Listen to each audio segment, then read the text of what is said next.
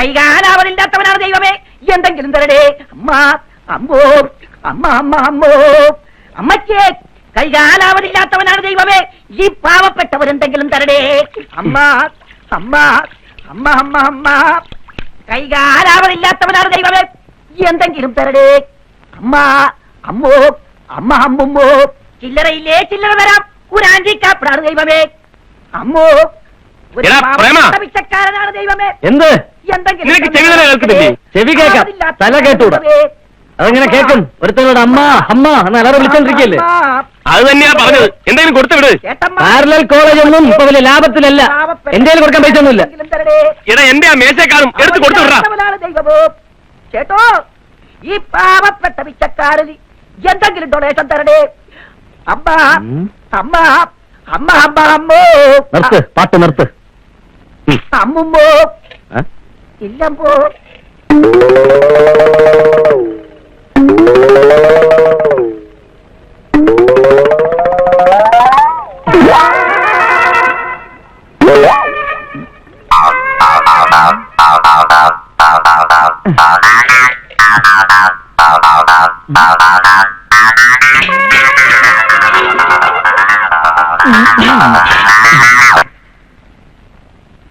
എന്റെ പൊന്നു പ്രേമ, പിച്ചക്കാരെങ്കിലും വന്നാ മേശക്കകത്ത് ഇഷ്ടം പോലെ ചേഞ്ച് കിടപ്പുണ്ട്. എന്തെങ്കിലും എടുത്ത് കൊടുത്തു വിടണം. മേശക്കകത്തൊന്നും തട്ടേണ്ടി വന്നില്ല, മേശപ്പുറത്ത് തന്നെ ഉണ്ടായിരുന്നു. മേശപ്പുറത്തോ? ഇവിടെ നിന്ന് 25 പൈസ കാണുന്നില്ലല്ലോ. ഇതിന്റെ പുറത്തിരുന്ന് 25 പൈസയാണോ നീ എടുത്ത് കൊടുത്തത്? അതെ, 25 പൈസ നിൽക്കാലത്ത് വലിയ തുകയല്ല. അതുമല്ല ഒരുപാട് ഷോക്കേറ്റ് പോലത്തെ പൈസ ആയിരുന്നു. എന്റെ ദൈവമേ, എന്നിട്ട് അയാൾ പോയോ? പിന്നെ പോകാതെ ഇതിനകത്ത് പിടിച്ചിട്ടുമായിരുന്നു. ആ പൈസ എനിക്ക് തിരിച്ചു കിട്ടിയില്ലെങ്കിൽ നിന്നെ ഞാൻ കൊന്നുകളയും. നോക്കോ എന്തിനു പിച്ചക്കാര അവിടെ നിന്നേ. എന്തിനാ വിളിക്കണേ? നിന്നോട് തന്നെ അവിടെ നിൽക്കാൻ. മൊന്ത കട്ടത് അറിഞ്ഞു കാണോ? എങ്കിൽ തല്ലാനായിരിക്കും. അവിടെ നിൽക്കാൻ.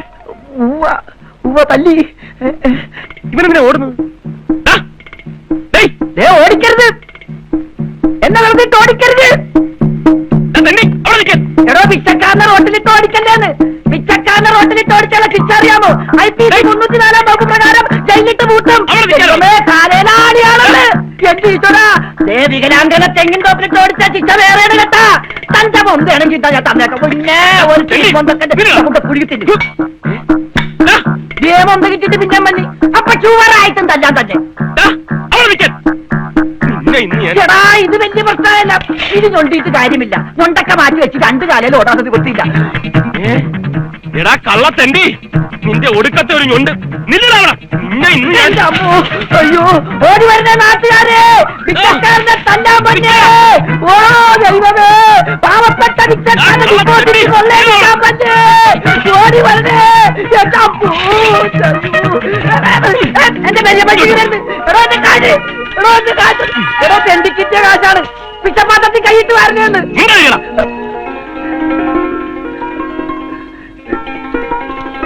അയ്യോ,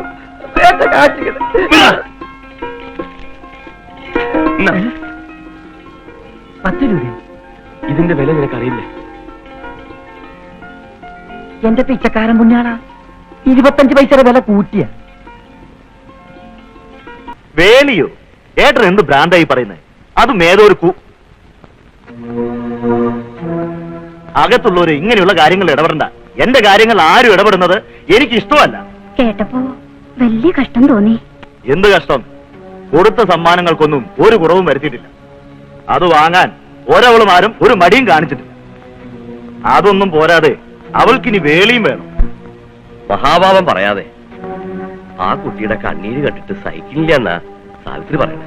അവളുടെ ഒരു കണ്ണീര്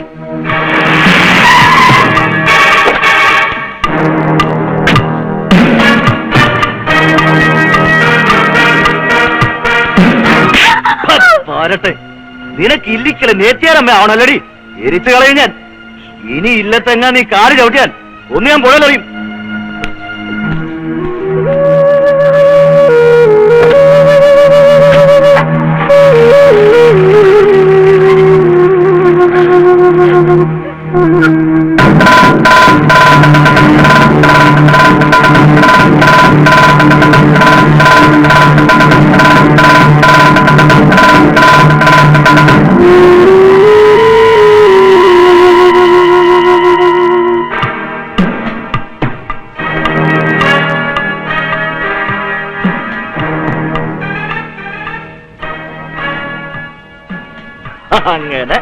ഒരു മരണം ഒഴിഞ്ഞു കിട്ടി. കൊച്ചു തിരുമേനിയുടെ ഓരോ ഭാഗ്യം ഓരോന്ന് സ്വയം ഒഴിഞ്ഞു തരികയല്ലേ, അല്ലാതെ വേറെന്താ വഴി?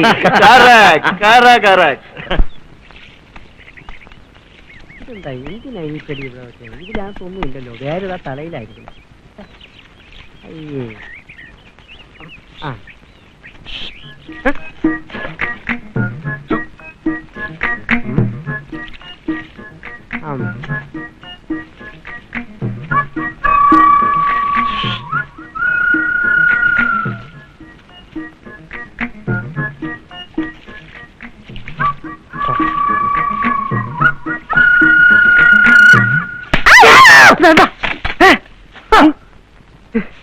എന്താ എന്താ എന്താന്നോ നീയല്ലേ ഒച്ച വെച്ചത്?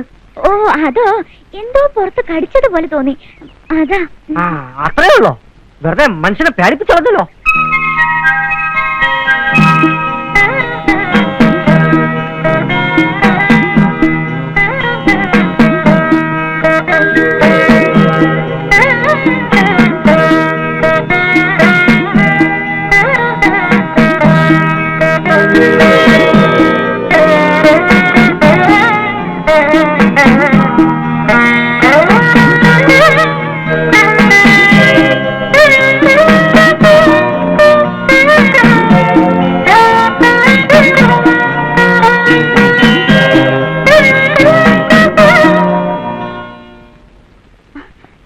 എവിടെ പോന്നു മോളെ? അമ്മ അത് അയൽ നിന്ന് തുണിയെടുക്കാനാ, മഴ വരും പോലെ തോന്നുന്നു. മോള് പോയിക്കോ, അമ്മ എടുത്തോളാം.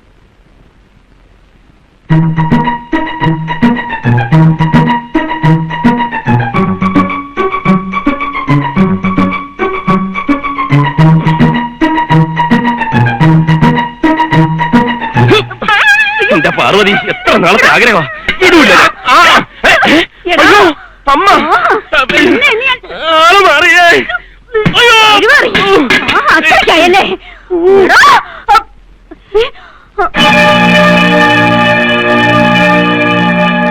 മോളെ നീയും തുടങ്ങിയോ? പറയൂ മോളെ, അങ്ങനെ ഒന്നുമില്ലെന്ന്.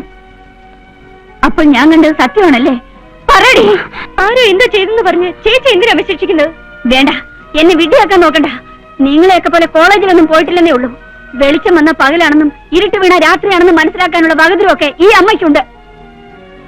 പറ, അവനെയാണോ നീ മനസ്സിൽ കണ്ടുവച്ചിരിക്കുന്നത്? ആ ലൈൻമാനെ കൊല്ലും ഞാൻ. അങ്ങനെ വല്ലതും മനസ്സിലുണ്ടെങ്കിൽ അത് കളഞ്ഞേക്ക്. ഞാൻ ജീവിച്ചിരിക്കുന്നിടത്തോളം കാലം അത് സമ്മതിക്കില്ല. ലൈൻമാൻ എന്ന് കേൾക്കുമ്പോ അമ്മയ്ക്ക് എന്താ ഇത്ര ദേഷ്യം? ഞങ്ങളുടെ അച്ഛനും ലൈൻമാൻ അല്ലേ? അതെ, അതുകൊണ്ട് തന്നെയാ.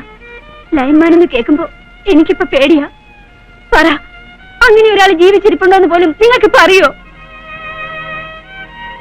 ആരെ പഴിച്ചിട്ടെന്താ, എന്റെ വിധി. ഇലക്ട്രിസിറ്റി ഓഫീസിൽ നിന്ന് എന്റെ മോനെ 2 ദിവസമായി കറണ്ട് പോയിട്ട് എത്ര പ്രാവശ്യം ഞാൻ ആളെ പറഞ്ഞു വിടുന്നത്. ഇപ്പോഴെങ്കിലും ഒന്ന് വരാൻ തോന്നിയല്ലോ. മീറ്റർ എവിടെ ഇരിക്കുന്നേ? കാണിച്ചേ. ഇതെങ്ങനെ കാണാനാ? മുഴുവൻ വല പിടിച്ചു കൊടുക്കുകയാണല്ലോ. ഞാനേ എന്റെ മോളെ വിളിക്കാം, അവള് വൃത്തിയാക്കി തരും. മോളെ സുഭദ്രേ,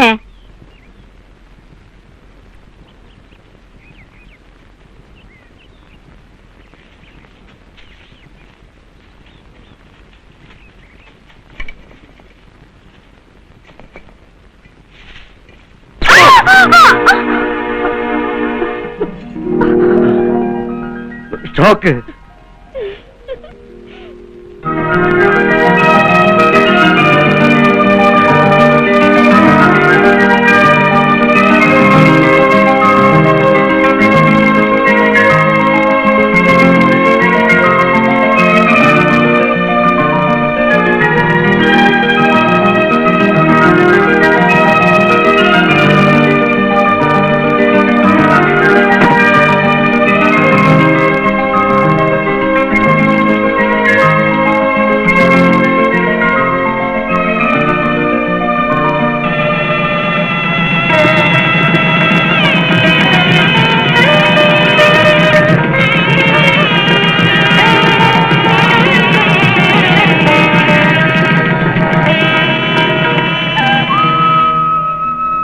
വരും നാളെ വരുമെന്ന് കരുതി ഇപ്പൊ 18 വർഷമായി, ഒരു കത്ത് പോലും.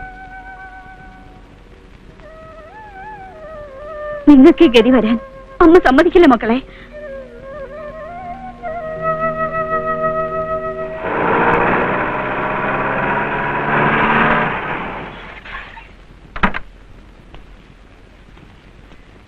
അയ്യോ ഇത് നമ്മുടെ പണ്ടത്തെ ലൈൻമാൻ നാരായണൻകുട്ടിയല്ലേ? ലൈൻമാൻ നാരായണൻകുട്ടി അല്ലടോ, ദുബായ് നാരായണൻകുട്ടി. ഒരു മാറ്റവും ഇല്ലല്ലോ. അത് ജീവിത രീതിയുടെ. തന്റെ കാര്യമല്ലടോ, ഈ നാടിനൊരു മാറ്റം വന്നില്ലല്ലോ എന്നാ പറഞ്ഞേ. അല്ല, ഇത് ഭാസ്കരന്റെ കടയല്ലേ? അതെ ഭാസ്കരന്റെ മോനെ. അതെ. ആ ചെല്ലട്ടെ, റിവേഴ്സ് എടുത്തു.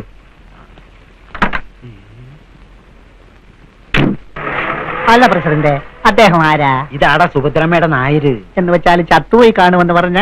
അതേടോ. എന്നാലൊരു പുകിലെന്ന് കാണാമല്ലോ. പുക. അതെ, ചത്തുപോയ നമ്മുടെ നാരായണൻ കുട്ടിച്ചേട്ടൻ ജീവനോടെ തിരിച്ചു വന്നേ.